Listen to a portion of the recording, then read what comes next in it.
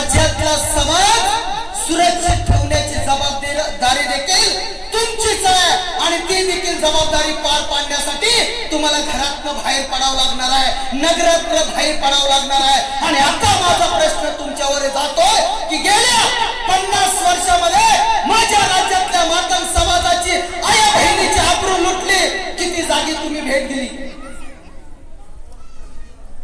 माझ्या राज्यातल्या आया बहिणीवर हात घातली, किती जणांची हात तोडण्यासाठी तुम्ही बाहेर पडला?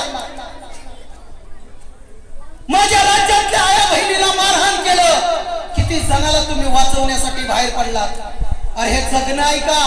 जगतो तर कुत्र पण असं नाही जगायचं. मर्दाची औलाद आहे, लहुजी बाबांची औलाद आहे, फकीराची औलाद आहे, अण्णा भाऊंची औलाद आहे, त्याच औलादीसारखं जगायचं आहे. मरायला तर सगळी चालूय, इथं अमर राहायला कोणी चालू नाही. मरायला तर सगळी चालूय, आपल्याला पण मरायचं आहे. 100% एक दिवस आपण मरणार आहे. अत्यंत सर्वात महत्वाची गोष्ट सांगतो, या देशातलं या त्रिकाळातलं जर सर्वात मोठं सत्य काय असेल तर ते एकमेव सत्य आहे, मृत्यू. ते अटळ आहे, ती कधीही कोणी चुकवू शकत नाही. मग असं जगत असताना त्या मृत्यूला भ्यायची गरज आहे काय? या राज्यामधला मातंग समाज जर सुरक्षित नसेल, या राज्यामधली माझी आई बहीण जर सुरक्षित नसेल, तर असल्या मर्दानकीला घेऊन, असल्या हजार घरांच्या वस्तीला घेऊन आपल्याला काय करायचं आहे? म्हणून तुम्हा सर्वच माझ्या समाज बांधवांना विनंती करायला आलोय की राज्यातल्या मातंग समाजाची देखील जबाबदारी आता या भिवंडी मधल्या अण्णाभाऊ साठे नगर मधल्या बांधवांनी घ्यायचंय आणि खांद्यावरती घेऊन या ठिकाणी गाड्या बाहेर पडल्या पाहिजे आणि तिथल्या समाजाला न्याय दिला पाहिजे. जिथं अन्याय तिथं मागाची लेकरं उतरली पाहिजे. जिथं माझ्या आया बहिणीवरती हात घालेल तिथला हात कलम करण्यासाठी इथला सगळा समाज बांधव, इथल्या माझ्या रणरागिणी उतरल्या पाहिजेत. परंतु असं होताना दिसत नाही का? तुम्हीच तुमचा संसार आहे का? या लोकांचा संसार नाही? तुम्हालाच मुलं आहेत का? या लोकांना नाही आहेत का? याच लोकांनी सर्व उचललंय का? या लोकांना तुमच्याकडून पगार चालू आहे का? नाही आहे. आपलं कसं झालंय,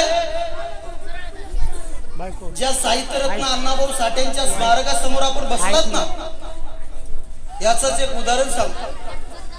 आपलं कसं झालं, राज्यामध्ये सर्वात मोठं नुकसान कुठं होतं की आपण 1 ऑगस्टला जागा होतो आणि 31 ऑगस्ट पर्यंत जागा राहतो.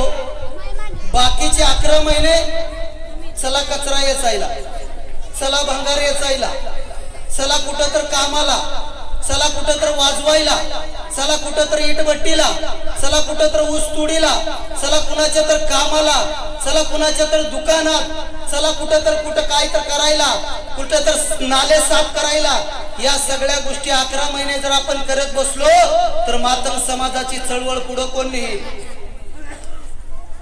मग तुम्ही पुढं म्हणाल साहेब आम्ही जर कामच नाही केलं तर चूल कशी पेटेल? बरोबर आहे प्रश्न.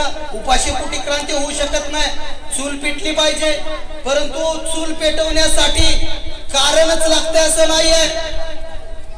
काम करायला पाहिजे म्हणलं की कारण आडवं येत नसतात. आज जवळजवळ त्या सर्व लोकांची जर तुम्ही माहिती घेतली, सगळ्यावरती कर्ज आहे, सगळ्यावरती देणं आहे, सगळे पैशाच्या माध्यमातून अडचण येत आहेत. परंतु तुम्हाला काही तर सांगायचं आहे, तुम्हाला काही तर दाखवायचं आहे, तुम्हाला काही तर द्यायचंय.